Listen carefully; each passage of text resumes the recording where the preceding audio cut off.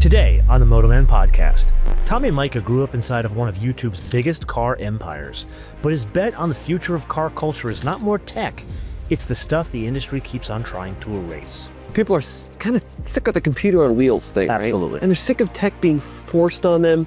They're sick of having to pay monthly subscriptions for their car, right? And that frustration may be bigger than a comment section complaint. It may be changing what cars become valuable. It's becoming clear that the industry is slowly evolving toward the autonomous bubble. So I really think there is this desire for a tactile experience. It's why film is back in a huge way. It's why records are back in a huge way, right? So the next collectible car may not be the fastest, cleanest, or most advanced. It may be the exact opposite of what's popular today. I look at the best-selling EV in the world, which is a Tesla Model Y, and I basically think the opposite of that is what people are going to want to collect. Which is why Tommy is not looking where everyone else is looking. Rather, he's chasing the cars people forgot to take seriously. I'm just inherently a contrarian. Like a first-generation Honda Element does excite me because that's an attainable thing that I know that's somebody's dream car, right? So maybe the future of car culture is not smarter, quieter, or even more digital. Maybe it's weirder, more analog, and already hiding in plain sight.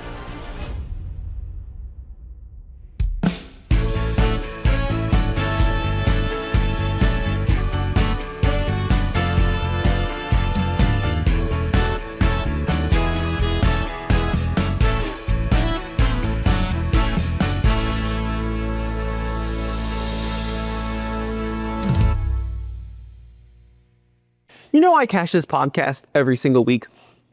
I don't believe that. You have the greatest guests, and I am not one of them. Okay. I already said yes to this. You don't need to butter me up. Okay. Okay, wait. Okay. I think you're buttering me up because you know I'm about to insult you. Okay. You, Tommy Mica, have a problem. Yes. Do you know what this problem is? I assume you're gonna say it's my taste in cars or something. It's actually not your taste in cars. Okay. They're all terrible. They're old. And like, I'm gonna give an example. You feel like you're the guy that finds like the sort of hot girl and you think you can change her. But your sort of hot girl is a 50-year-old Italian convertible that you bought for $5,000. But it'll make the best story. You know what I mean? How much did that story cost you after the $5,000? Just because you don't know how to buy high and sell low is not my problem. Okay, I think we need to start this off with your resume so they know how much of a problem you've got. Okay. Okay, so put aside the cars that TFL has. The cars you personally own, I know this is gonna be embarrassing. We're 30 seconds in, everyone's gonna tune out. No, this is the drama. This is the drama. Okay, we do like boring car reviews and like podcasts. Oh yeah. This is what the kids want. Oh yeah. I have drama. What do you mean I don't have drama? That car, okay, built in for this. Guess how much warranty work I had done on that car? How old is it? 2.5 years. 2.5 years. 9,000 miles. I drive the car. I'm gonna say it's a new Porsche, $5,000. That's not even a good down payment. It should be pretty bulletproof. Oh no. It's not like, it's never left me on the side of the road. Good. However, $46,000. Oh. And 5,000 of which was just this week. So before we started the podcast, I just got a text from the lovely and gracious Kristen at Porsche Santa Clarita where I got the car. Not an advertisement for them, but just a great group of people. Okay. And hell of a chicken sandwich at their rice bar.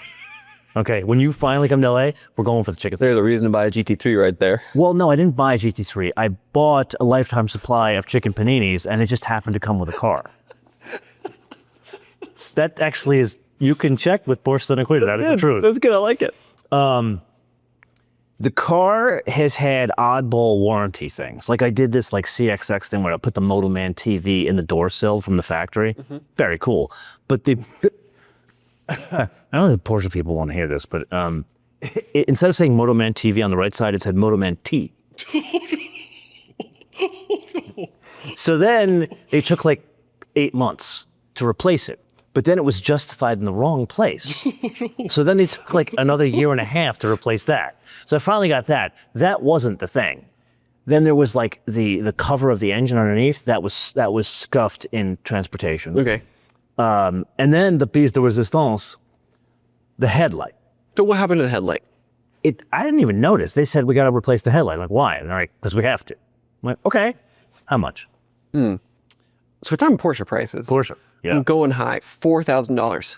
You really need to adjust your, like if you're going to move to LA, you need to change your numbers. It's a headlight. It's a headlight, yeah, but on a 911. All it does is it makes light. Apparently, my headlight is made of frankincense and myrrh. Okay. $11,000. And that's the wholesale price they billed back to Porsche.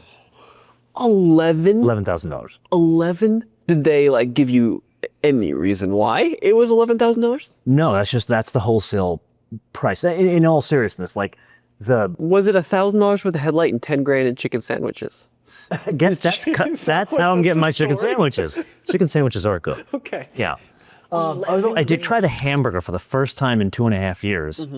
When I went and dropped it off for the stupid, The windshield melted. the windshield. Oh, I didn't even get to that part. Yeah, the windshield. So yeah, I go into the car. You've seen the car. The car doesn't go anywhere. I mean, I drive it, but it sits in a hangar underneath a blanket. That's what it does. Okay. Okay. And lives in a temperate climate. It doesn't live in Colorado or like the desert. Well, actually, LA is kind of a desert. People don't realize that. It's just a desert next to an ocean. The seal, it disintegrated. Yeah. It melted. So I call Kristen and I say, Kristen, it's melting. And she goes, yeah, just bring it in. Like, and she wasn't even phased.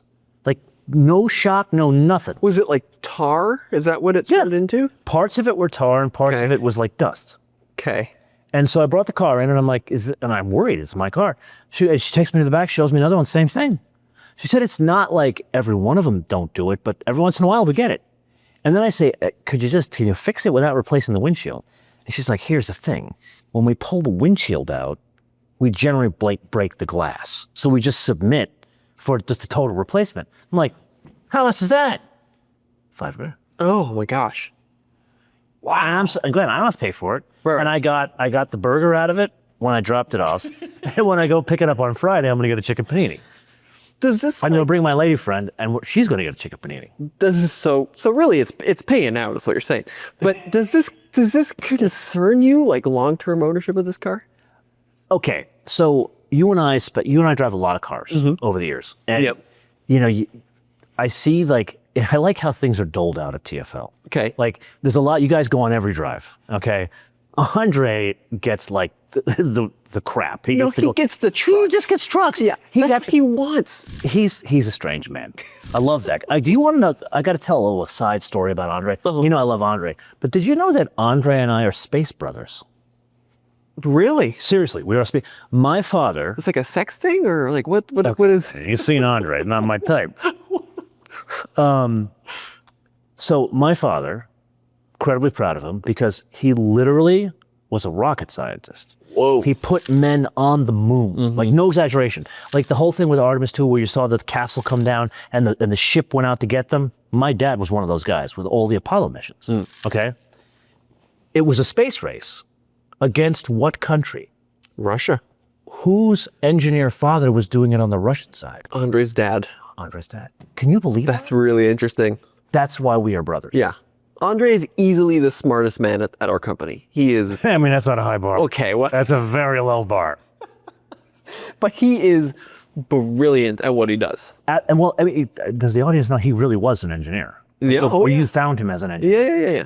So where were we? We were going off on some tangent. We're talking about how your Porsche has cost the same amount as a great used Cayman in warranty repairs and chicken sandwiches. That's actually, but you don't get the sandwiches with the used car. Oh, that's true. So here's why I don't worry.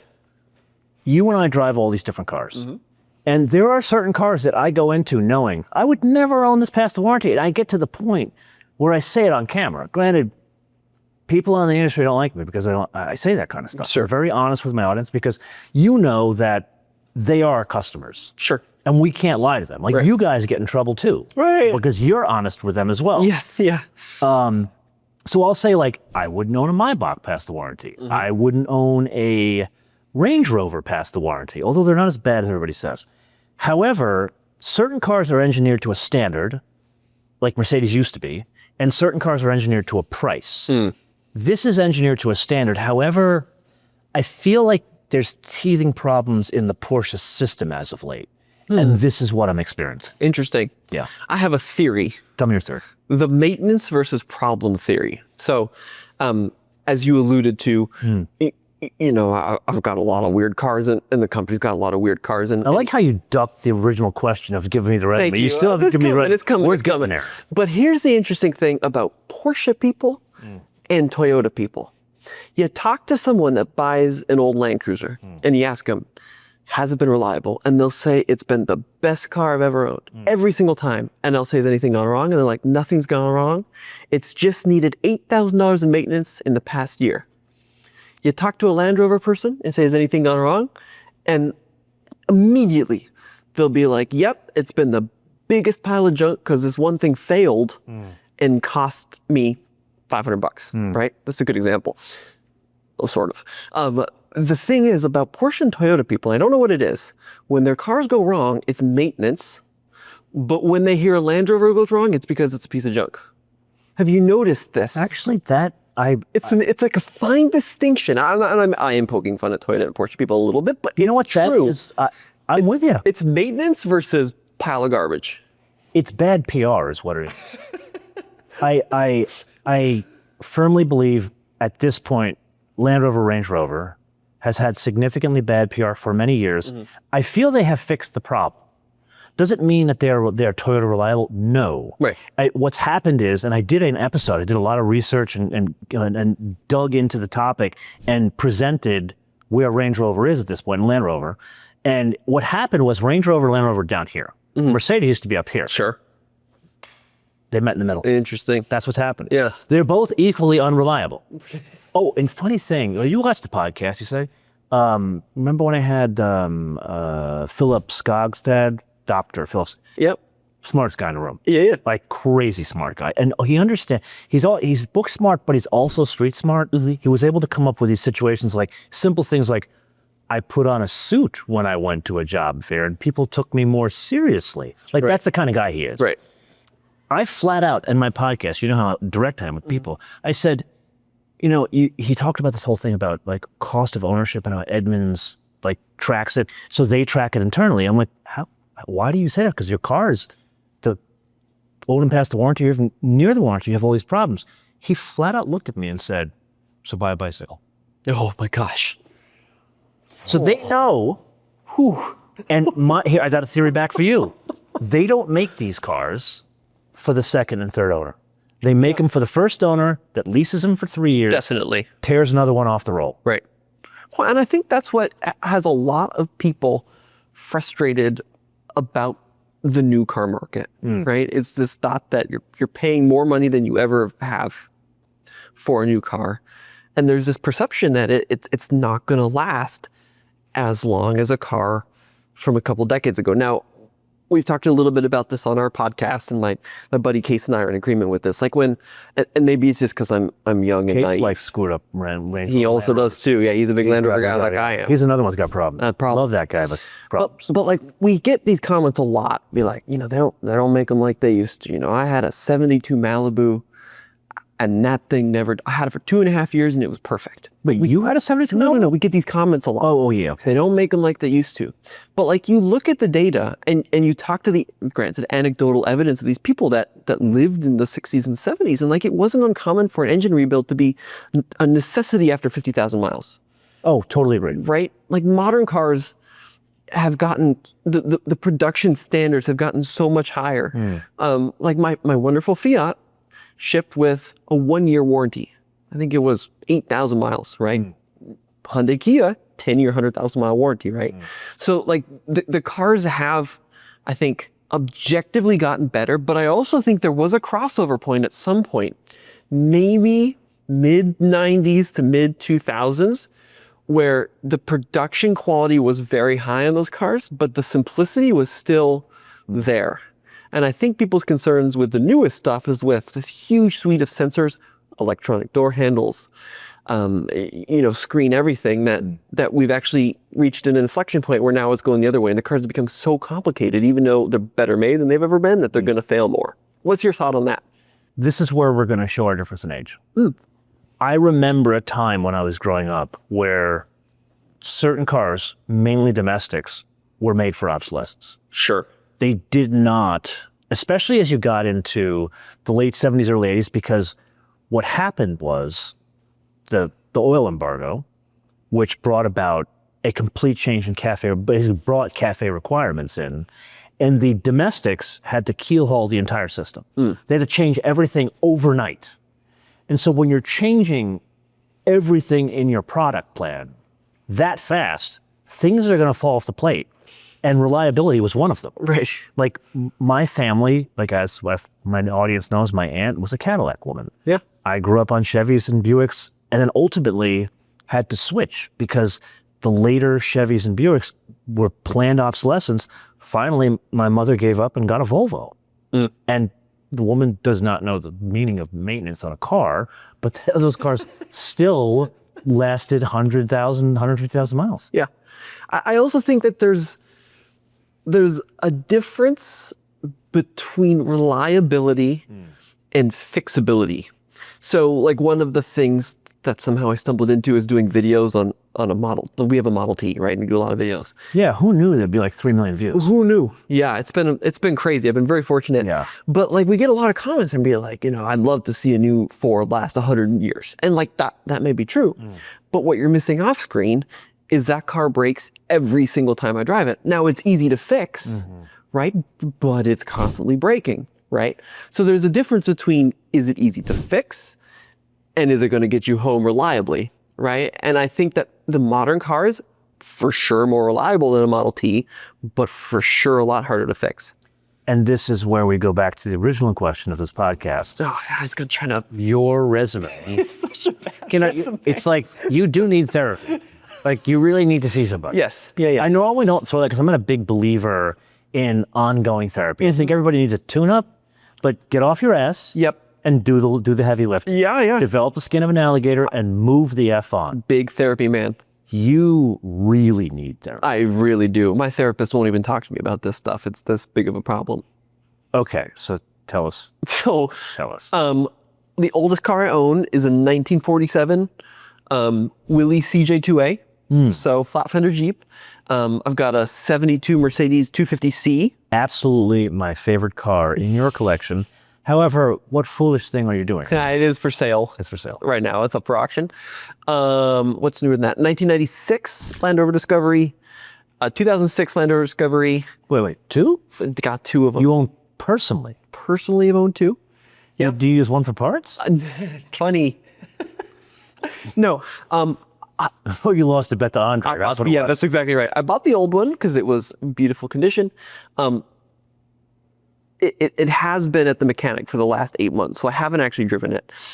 But the 06 has been the greatest car I've ever owned. It's about 30,000 miles. 3 reasons why it was the greatest car ever owned. Because it's a Land Rover manufactured between 06 and 09. When Ford came in, the only era of Land Rover, if you want a one that will actually work, 06 through 09.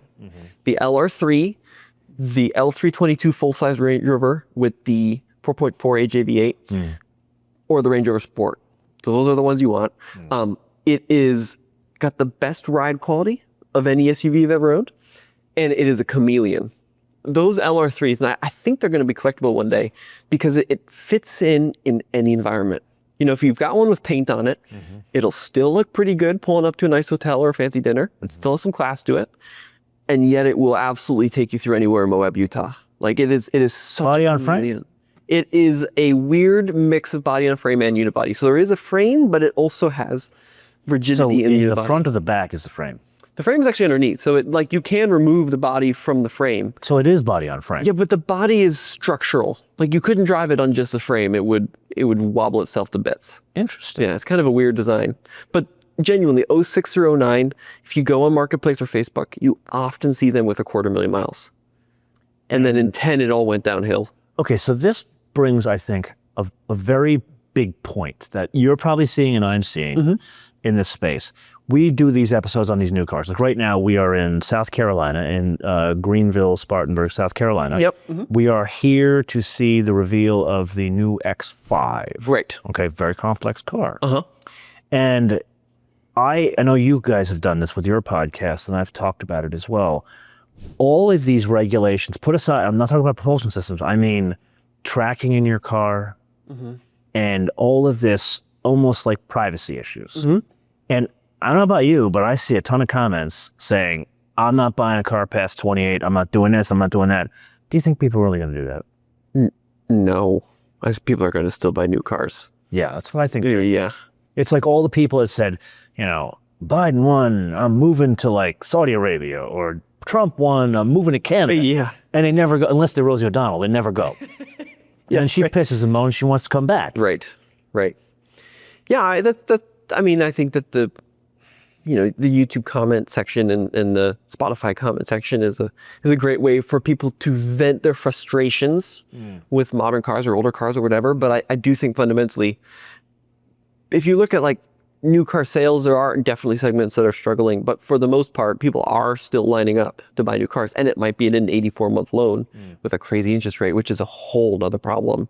That's a different podcast. That's a different and podcast. you know that is a hot hole. button for me. Yeah.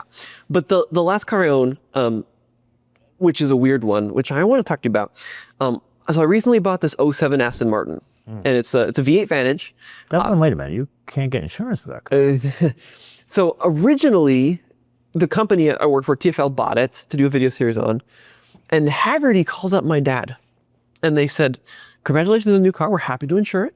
One thing, Tommy and Mary are never allowed to drive it, ever.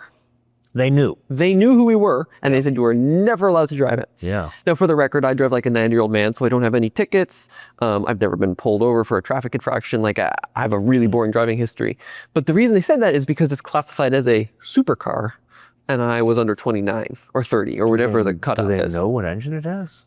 That's what I said. Yeah. So when I bought it from the company for $33,000, I called them up like, I'd like to insure it. And they're like, well, we can't do that. Let me transfer you to someone who might know. They like pushed me up the ladder. And the lady was like, explain, like, have you ever driven a faster car? And I was like, well, I've driven an old Scirocco. this car is 380 horsepower. It's a 0 to 60 compared to a new EV in about 1,000 years. Like, it's not a hard car to drive. So did they have to get approval? They did, yeah. They had to go up the ladder. And I did get it insured through Hagerty, and it ended up working fine. And Hagerty, if you're listening, I still haven't crashed it. Shocked. Crazy, right? I have the Cadillacs with Hagerty. Yeah? Yeah. I'd like to go down on record. Yeah. I am the only person on the planet that has drag raced the CEO of an insurance company on a public road. No way. Yes, I do. Are you going to out that person? In a Buick. Yeah. Hagerty. What was he driving? He was driving a 71 GS Stage 1, and I was driving an 13. When did they bring over that GS? Oh, the Regal GS? The Regal GS, which yeah, was the around then. Yeah. Yeah, so we did there was the drive to Traverse City, and the guys at GM, I told them, I said, hey man, McKeel's a buddy of mine, we want to drive together. Right. And I'm like, yeah, well, we love McKeel. Right. Okay. McKeel, man, I love him. He's a button-up business, but he's grown a great business. Like, man, oh man. Like, he took it from an insurance agency insuring wooden boats in northern Michigan to now a public listed company that's acquired everything. Yeah. That owns the entire classic car world. I know. He's still a super nice guy. Cool. Like, super down. That's good to hear. Still has his original car he restored with his own 2 hands. Wow. And he was going to be a Greek Orthodox priest. Oh, true story. He's your man. He's my man. And that's why I drag raced him on a public road. In front, I want to add a little side note to it. In front of his head of PR's house. So, I mean, everything went wrong, but everything went right with that shoot. I loved it. That's a great idea. I mean, I got a lot of bragging rights in this world, but that one is probably one of the best. So I want to ask you about this Cadillac. Oh, the 85. Oh, I love that car. So That's the Christine. Typically, like if you look at the collectability of Cadillacs in the 20th century, there's a huge interest in like the pre-war stuff. 59 Cadillac is very iconic. There's a market for the 60s and the 70s boats. And then when they started to downsize a little bit, a lot of people lose interest. Do you think that's fair? Yes and no. Okay. And I think this gets to the actual topic that you and I said we were going to discuss. If you don't put the $11,000 headlight in the headline of the podcast, I'm going to be so upset. That is SEO gold. I need another 911 GT3. Like, I'm not going to get me another 911 GT3 if I put that headline in. Come on, you gotta give me a break. You push the chicken sandwiches. That's true. That's for the dealer. What else do they want? Yeah, I'm gonna use Cayenne from them, an EV at that. So we have been talking about doing this evening, and we're like, okay, what are we gonna talk about? Because we're gonna do one for him too. Yeah.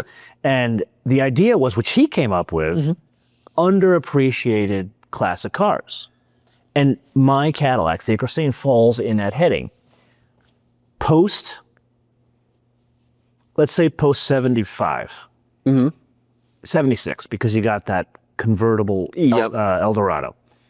There was a lot of lack of excitement for everything domestic, not just Cadillacs, because again, you had to keelhaul the entire system. Everything had to change fast. And it wasn't just, oh my God, it's planned obsolescence. It's the designs weren't interesting because they had these parameters that were forced on them from bureaucrats, not from car design. Right. My Cadillac, I know I sound biased, it was the first car that was able to put elegant proportions on the new size car. And that's why that design stands out and stood the test of time, and to this day was the best-selling Eldorado of all time. What's it really? That 10th generation. Interesting. And what's happened now, people are starting to appreciate cars like those for the usual reasons. Like, the main reasons why cars are classics or collectibles, put it that way. 3 reasons. Number 1, how many did they make when they were new? Okay. Most important. Number 2, was there anything unique about the car when it was new? And number 3, is there any competition history?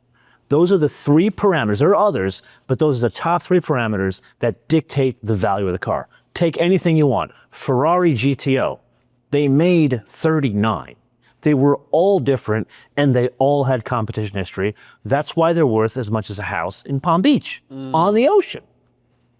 But then you look at something like a Pacer. Yeah. They made hundreds of thousands of them. Like, a lot of them survived. They were kind of reliable. Sure. But there's nothing interesting about them. If Mike Swears does listen to this podcast, he's going to be devastated. He's going to be heartbroken. And I'm having dinner with him in August. So when you get down the road here and you look at cars like my car, or even this, like the 76 Seville, the year before my model year came out, it was the first downsized Cadillac. And they put a Cadillac suit on a Nova. And it sold very well. And now there is a slight collector car interest in it. And this is where we get into the other big factor. The people who remembered them when they were new and couldn't afford them now have disposable income. So you're starting to see people that have, my dad had one. In my case, my aunt had the car. Sure, yeah. That's why I bought the car. Right. And you see people that are fondly going back, because it's all psychology. It has nothing to do with the car. I don't care. The GT3, your Fiats, it's 1,000,000% psychology. Sure. You're trying to recapture something in your life. You're trying to solve some problem. And that's where we're seeing cars like those appreciate in value. Well, I think first of all, that was brilliantly said. That was award-winning. So that really, really well put. And I'm not going to add anything that really is going to top that. But I think, like, for people my generation, which is very similar to your generation. Very similar. Because MotoMan's 41 this year. Thank you, sir. That's right. Thank you, sir. When you look at new cars, and I'm sure you feel this way too, is it's becoming clear that the industry is slowly evolving toward the autonomous bubble. You know, one way or another, a lot of everyday transportation is evolving to the electric autonomous bubble. Whether we like it or not, that is becoming a fact, right? So I really think there is this desire for a tactile experience. It's why film is back in a huge way. It's why records are back in a huge way, right? And I think people are really looking for that in cars. But at the same time, unless you hate yourself like I do, you also want it to work. You really need some psychology. I really need some psychology. Yeah. You want it to work, and you want it to like get you to where you're going in one piece, right? And I think that like a lot of the malaise stuff that we've so often overlooked and disliked and degraded for years offers a tactile, unique experience you're not going to get in a RAV4 or CRV, but is also affordable and fairly reliable, right? That was beautifully said as well. Thank you. That Cadillac of mine, everything works. Everything, and even the memory seats and the auto dim Hughes aircraft technology mirror works. And when I do take it on the highway, 30 mpg, and the AC blows cold. Crazy. It's amazing that you're talking about a 40-year-old car at this point, and it can do that. However, I want to pick up a point you brought up. You've seen your father and I, we do podcasts together. Yes. And we generally disagree on things.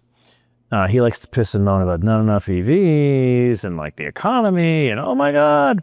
And there's a thing we talk about, a K-shaped economy. Okay. Yeah. That is happening in the car world, but not from an economic point of view, from an analog v digital point of view. Okay. Can you expand on that a little? I can. Yeah. I recently just put out an episode, and the episode was 1,000,000% based on one quote from Matteo Ortenzi, who is the chief strategy officer of Lamborghini. Yeah. And he literally, the PR guy was standing right next to me when he said it. He literally says to me on camera, perhaps we have seen too much digitization in the car world. Perhaps we've had too many screens, and it's time to go into a different direction. Right. Now, granted, there was an Italian accent. It sounded way better than that. I mean, he's in this super cool suit. He's sitting in a Revuelto when he's doing it. I'm like, it's like Batman telling you. Yeah. Like, and better yet, it's like the Joker saying, "Where does he get such wonderful toys?" I mean, that's literally the moment. That's what it felt like. Okay. Yeah. And then I'm sitting there. I'm like, I need to do something with this. Yeah.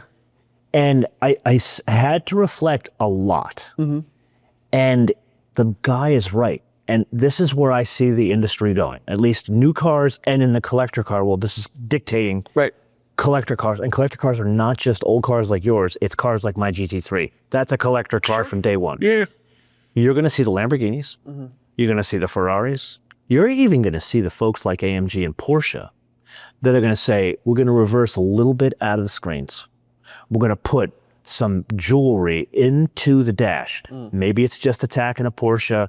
Maybe it's an option in a Maybach where you get like IWC gauges for $25,000. 100% take rate, I think. Sure. And you're going to see a resurgence of people coming back to those as collector cars. Okay. That's my... Yeah. That's where I see it going. I think that's brilliant. Yeah, I mean, I think that, and I'm sure we're going to see it in the comments of this video. I'm sure you get it in comments of your videos, and certainly I see it all the time. It's like people are, for lack of a better word, people are kind of sick of the computer on wheels thing, Absolutely. Right? And they're sick of tech being forced on them. They're sick of having to pay monthly subscriptions for their car, right? I think the subscription is the bigger offense. Yeah. They have subscription fatigue, and this is everything. Even people who are not car people. Because if you think about it, there's even a subscription to a service that monitors your subscriptions and reminds you you have a subscription that you should get rid of. It's like a tattoo of a butt on your butt. Yeah, that's exactly right. You know? Yeah, that's awesome. All of us here at MotoMan are super excited to not only have the podcast back, but for it to be its own show. And there we look to you for a little assistance. Can you help us grow the show? Two really easy ways to do that. First and foremost, if you're reaching out via YouTube or other streaming platforms, you click on subscribe, notifications, or more importantly, share these episodes with your friends, especially on Reddit. Now, if you're downloading these episodes, listening via podcast platforms, we'd ask you to rate us. The good stars are wonderful, but leaving a written review would be even better, especially sharing who was your favorite guest. So with that, I am incredibly grateful for your assistance in help growing this. And now, back to the episode. Okay, let's bring this back into the actual point here. Yeah. We've talked about Melee's era cars. They have actually gotten to be a thing. Do you know that guy, Adam Wadecki? No. Oh, I don't know. I got it. Okay. He is your spirit animal. Okay. Adam Wood, good friend of mine. Yeah. Great guy. Yeah. He was my consigliere in buying the Cadillac. Okay. Adam Wadecki runs the YouTube channel Rare Classic Cars in Automobile History. Oh, I do know this guy's channel. Yeah, he does a great job. He does Really good job. not cinematography. That ain't his strong suit. Yeah. But tells great stories. Really good stories, yeah. And like he did a whole video on a G-body Buick, which I watched for 20 minutes and like edge of my seat. Yeah. Yeah. Okay. Riveted. That's the guy. So he, I would say, is like, he's the 800-pound gorilla in Melee's era cars are now a thing. Yeah. Give me 3 other segments that you think will become a thing. Underappreciated. Underappreciated. Early 2000s, there's a little bit of asterisk here, but early 2000s, the upper end of that luxury market. So I'm talking W12 Bentleys. So Continental GTs. Okay. Are you saying this because your dad wants one? We do have one. So yeah, maybe I'm trying bought one. Maybe I'm trying to jack up the market a little bit. Yeah. But Phantoms, I think the W221S class where they got kind of roundy. Yep. Because that was really the last era of luxury car where adding more cost meant you got more physical gadgets and gizmos that I think people are just fundamentally really excited about. There's something so fantastic about leaving a restaurant, turning a key and hearing the of a V12, right? Yeah. And I understand that the modern day twin turbo V8s have replaced that and they're more efficient and they're a lot faster, but that's something you can't replace, right? Having 1,000 buttons in the console of a Maybach. Now, of course, this comes with the asterisk that like they've got a reputation for reliability, and I don't think they're ever going to be huge dollar cars. But I think like I love the modern Bentley stuff. I've been in it; it's amazing objectively. But in a lot of ways, because of all the screens in cars, and they don't feel as exciting or different as like the 2005 through 2015 high-end luxury. So here's my pushback. I do think that there is a market, especially the Phantoms. There is a collector car market for early Phantoms. Yep. There is a huge collector car market for expensive. Dawns. Yep. There is a huge collector car market for Wraiths. But my question to you is, have they stopped depreciating? I think they're pretty close. I think that Dawn's the only one that stopped depreciating. And like an early Phantom though, is just such a gangster car. It's 25 feet of FU. You know, it's got... Yeah, but you can buy it for 3 pennies. It costs you $25,000 a month to keep it on the road. $75,000 still. Yeah, but it costs you $25,000 a month to keep it on the road. I'll give you a list of like that Bentley we have, right? We paid $35,000 for it. One of our friends just bought one for $18,000. He drives it everywhere. It's super reliable. And it still gives you leather everywhere. Yeah, but that's like going to Vegas and betting on black. A little bit, yeah. But I think that, especially like that era of Volkswagen stuff, the Ferdinand PX stuff was very over-engineered. And yeah, you can get bit by it. But like the fundamental drivetrains, the engine, the transmissions, even the air suspensions are pretty good. I will admit, I will have a Mulsanne. You will. A Mulsanne is the best Rolls-Royce never made. Okay. Magnificent. I love I've never driven. I'd love to drive one someday. Oh my God. Yeah. You know what? Okay. I have proposed to you many different episodes we have to do together for the Classics channel. One of them was we got to buy 2 Fieros. Yes. And you laugh in my face. No, I'm good with it. We got to buy 2 Fieros. Yeah. Actually, you know what? We're going to put this on the audience. They're going to decide which of these we're going to do. We go out and we do a Fiero challenge. We buy the best Fiero we get for whatever budget. Okay. Number 2, I wanted us to go and buy an Eldorado, but that's done. I already got an Eldorado, so we can't do that. I think we should go buy a Mulsanne together. Budget just keeps going up on the I mean, yeah, your wife will be a little concerned. Yeah. Yeah, your wife will think we moved to West Hollywood. But I think we should do this. And I got a better idea. You ready? Your father pays for it. Oh, there's the dream. Because he loves buying high and selling low. And we can do that with a Mulsanne. You figured it out. All right, got another segment for you. Yeah. Some of them have already popped off, but there's still a lot of hidden gems. Body on frame, SUVs, and to some extent trucks from specifically the 90s. Oh, I don't think that's a prediction. That's already here. Is it already here? Oh, God, yes. Yeah. They are done depreciating. but I think they're about to really Oh, pop. should we embarrass Sofian right now? Maybe we should. I think we should. Yeah. Because he ditched us. He left us. He went to the greener pastures of some other program. Yep. We weren't important enough for him. Yeah. Sofian Bay of Redline Reviews. Right. He's a fair weather friend.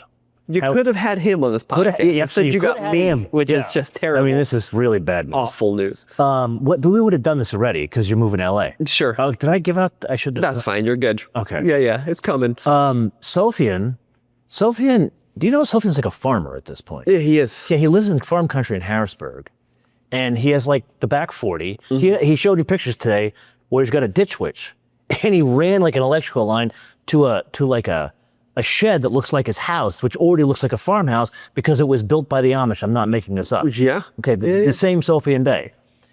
He was like, oh, we want to buy a slate as like just a around the house like utility truck. I'm like, dude, you're being bougie. Right. And what did we tell him to buy? A 90 Chevy. Absolutely. And I was like, oh, I never thought about that. Yeah. And his response was, we want to buy, what did he, it was like what year Ridgeline was it? It was the first gen Ridgeline. It was a fully loaded one with 60,000 miles, but they wanted 20. 20 grand, exactly. Yeah. I think those GMCs and Chevys, what was it? The GMT 400. Yeah. So the earlier one I think is the really square the one. really square one. Yeah. What are they worth? Whew, I mean, a good one is probably 7, 8, 9 grand. See, I think that's money in the bank. Yeah. Oh God. You don't lose, and it's reliable, and if it breaks, you just hit it with a hammer and it gets back on the road. Really cheap to maintain. Yeah. So, okay, I'm agreeing with that. So that segment I think is already here. But I mean, sorry to interrupt. I think it's here for a certain, like the really square power strokes. They're called the OBS diesels. Okay. Really expensive in good shape. But I think this market might drag up like normal traffic as well. First generation Grand Cherokees, right? And we're like, okay, who cares about a first generation Grand Cherokee? But I don't. You don't at all, right?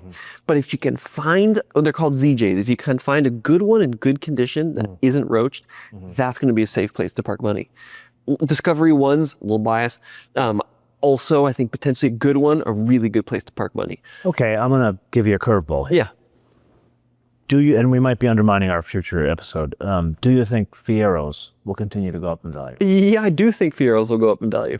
Yeah. They already have, but only only the 88. Like only the final year. The final year. Right when they figured it all out. They figured it all out, and that's what GM does.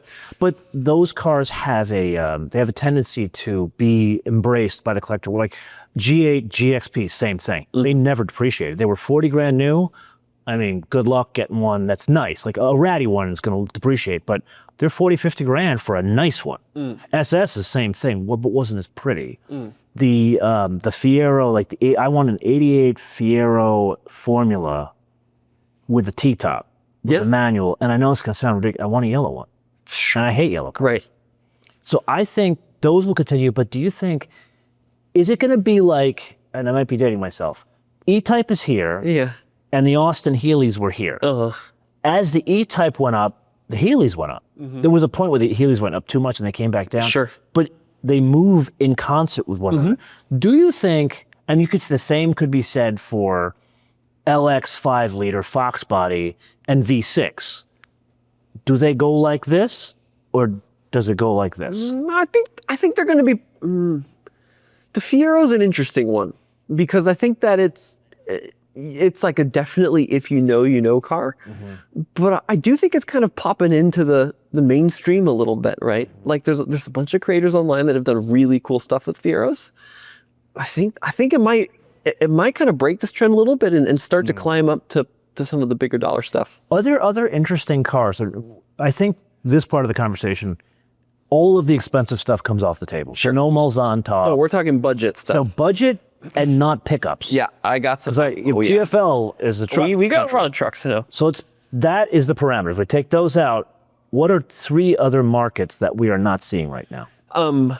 This is not because you own one adjacent to this, and I think your car's a little bit too old. But, and this is going to sound crazy, what GM was doing in the early 90s specifically, unbelievable. I'm talking SSEIs, right? Any of those supercharged V6s.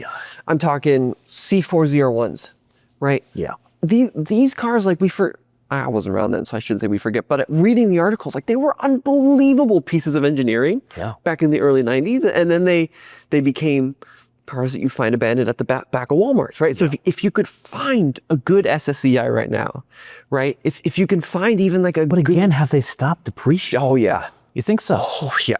A C4 Corvette can't get less than 3, you know? Even a ZR1 is, a good one is 25. Oh, I think the market's starting to go up on ZR1s. An early ZR1. I did an episode in my ZR1 review. Yeah. I actually looked at, it wasn't, here's the review of the ZR1. Yeah. Because I knew everybody else was doing that. Right. So in my ZR1 review, it was, why is this car important? Yeah. And it was a big function of value. Sure. And when I realized about ZR1s doing some research, they never created value. They are value. Yeah. That's the difference. That's a great way of putting it. Riatas. I love Riatas. Right. I so want a Riata. And I think like Riatas are. Love Riatas. You talked about cars that were like in your 3 things that determine a market car. Rareness, right? Yeah, objectively they built quite a few Riatas. They built a lot of Volantes, but there's not a lot of good ones left, right? Finding a good Riata is tricky. It's easier than you think. Is it really? Because they're collector cars. And then you talk about like innovation, that whole like 80s, 90s digital GM, the rush on like the infotainment systems, the little they were kind of CRTs, and then like the C4s that had the little. Some of it worked, some of it didn't. Yeah. I thought, now the Riata is an interesting one because it wasn't just the CRT and all that stuff. It was, here's a beautiful car. Granted, we screwed up the proportions, we'll put in the wheels and put it on a four-wheel drive platform. But the thing about the Riata, it was hand-built and you got a book and 5 stamps as it went through. I mean, where are you going to get that? Like, you can buy a Riata for $5,000. Right. It's hand-built. Yeah. And it's a reliable car. Or an Alante. It's flown over at a 747. You're a little biased because you owned one. Yeah, but I bought it for $2,000, sold it for $2,000, and it was the best $2,000 we've ever spent. I mean, you cannot buy more fun and interest for $2,000. I think this has turned into the GM podcast. Okay, so give me one. What's the segment you think? Give me a same parameters. Nothing expensive, no trucks. Okay. Can't be General Motors. Okay. You know, if we look at like what people in the upper end of the market, and I need your help on this one, what people are really excited about, and I've seen this a lot, are like the early 2000s manual exotics, right? People are manual swapping 430 Scuds like crazy. Yeah. Mercies are getting manual swapped. Yeah. Diablos. There's a really big interest in these early 2000s sports cars, specifically with a manual transmission. So I think that market will be torpedoed when Ferrari finally brings out a manual 12-cylinder. For sure. And more will come back because Porsche has had the market to themselves. The GT3 is proof positive that if you give people what they want, not only will they buy it, it increases, I don't want to say resale because it isn't resale. What it does is it tells the market that we understand what you want and we're listening and we're going to give you what you want rather than what like everyone else does.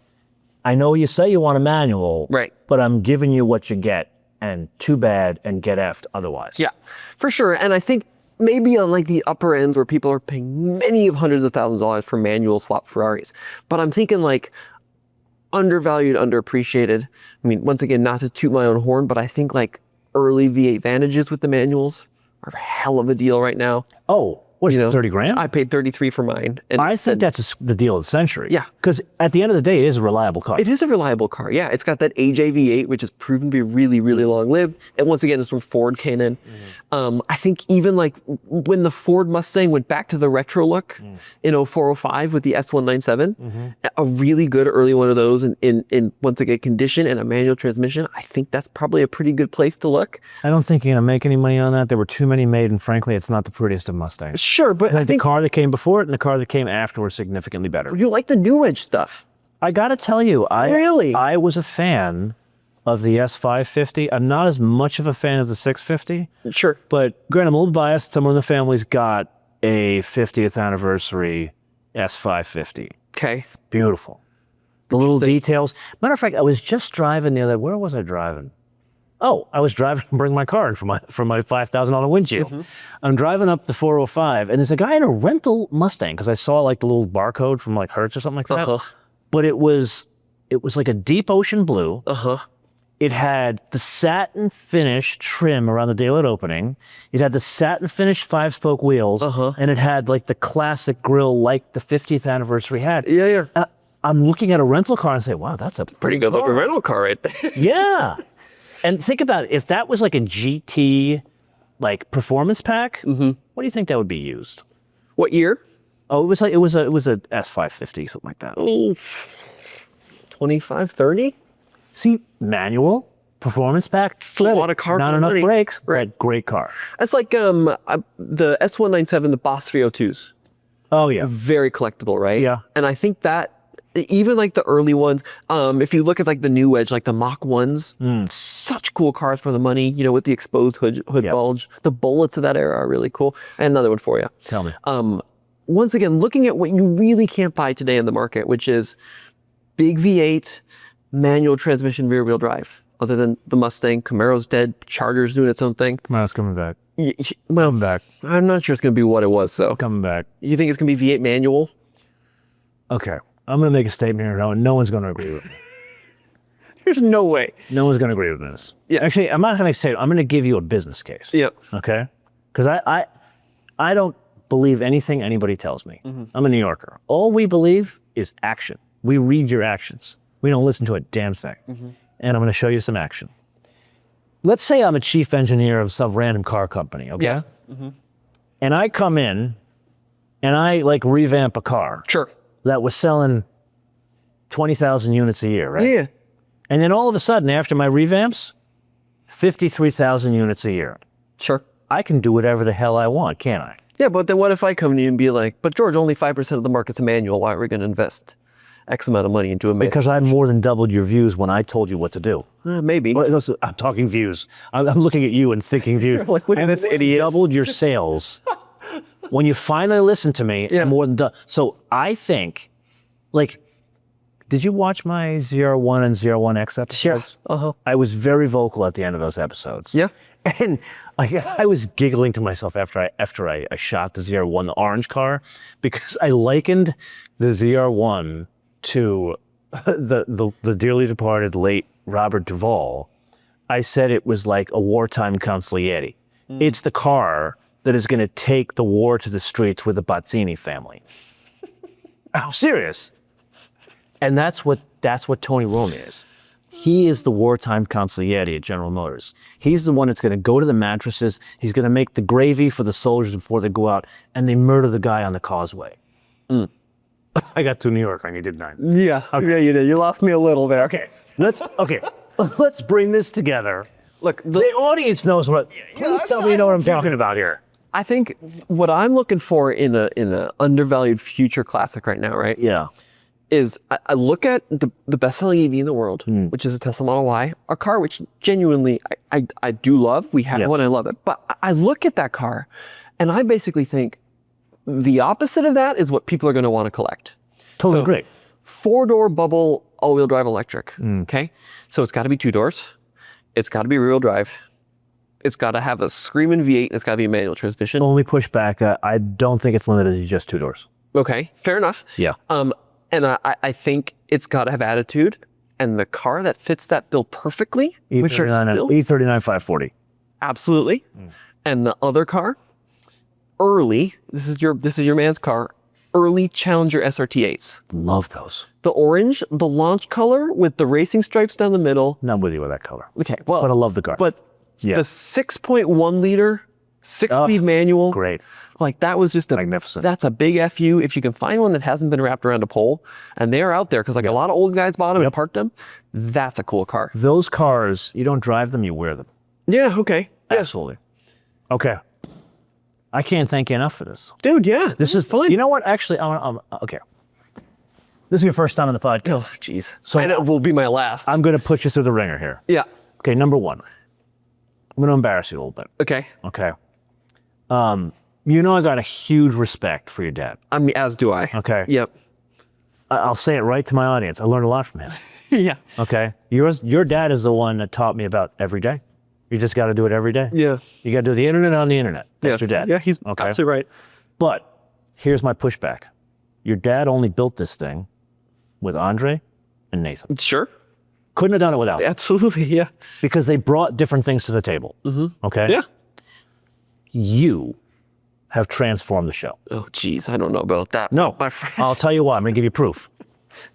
You've got your dad who's kind of like the visionary journalist, classically trained. People don't know that about your dad. Yeah, Classically he did the school thing. Yeah.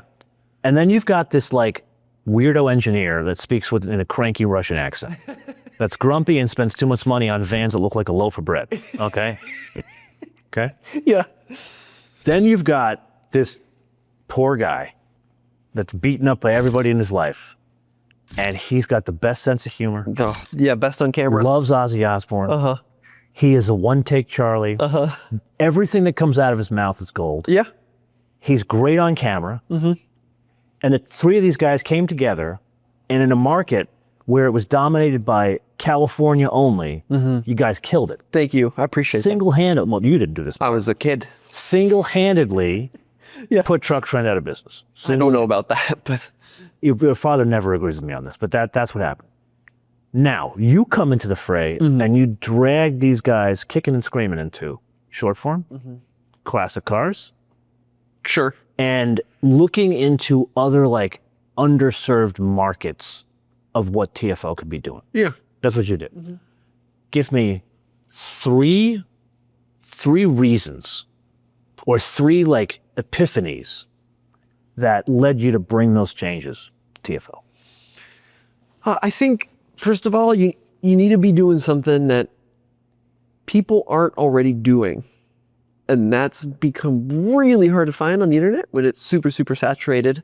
And I'm trying to get MotoMan to do this, and I know one day he's going to try it, and it will work. But like for me, that's been old cars and Model Ts and driving World War II Jeeps up mountains and that kind of thing. But I think for you, it could be like, It's not a lack of desire. 1940s planes, right? Like you just have to try it. And maybe it bombs, but like maybe you just get lucky, right? I think that the number one thing, and I know you've learned this and you talk about this, but it's just like, you have to keep doing it every single day, like you're talking about, even when things are bad or you're not excited about it. And I think that certainly it's definitely hurt us in some instances, but it's also kept us in business of like even if this is not going to be Oscar winning, it still is something that somebody might find interesting.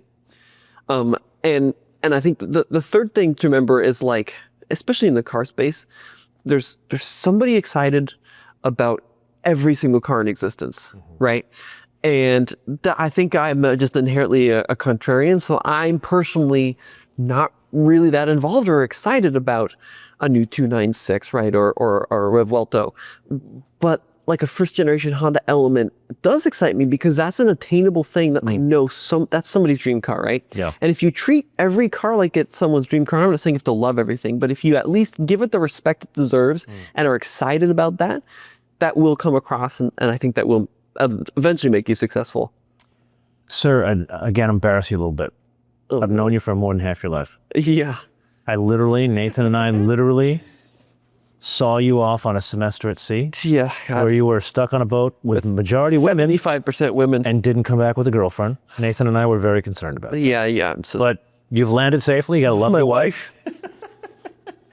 I have been honored to be part of your journey, to see you go from that guy to the guy you are today. Well, and MotoMan, I have to say the same thing about you. I mean, I remember, I think I was 13 years old when I met you. I'm 29 now.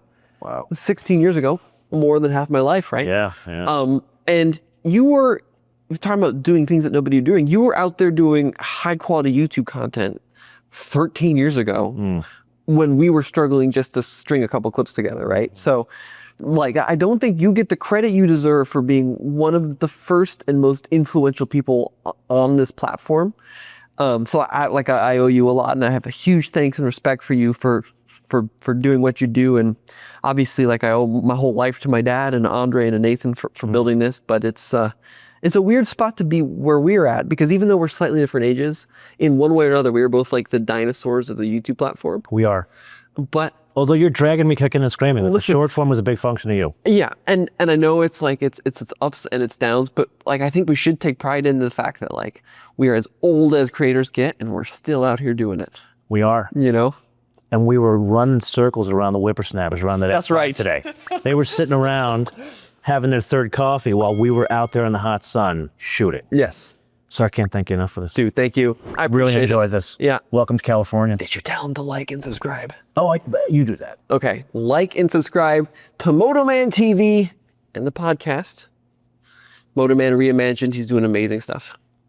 Can you sign off the proper MotoMan way? I can't you say it? take that from you. No, I want you to do it. I want you to do it. I refuse to do it. I will do the intro. Friends, Until we see you in the next episode, be später.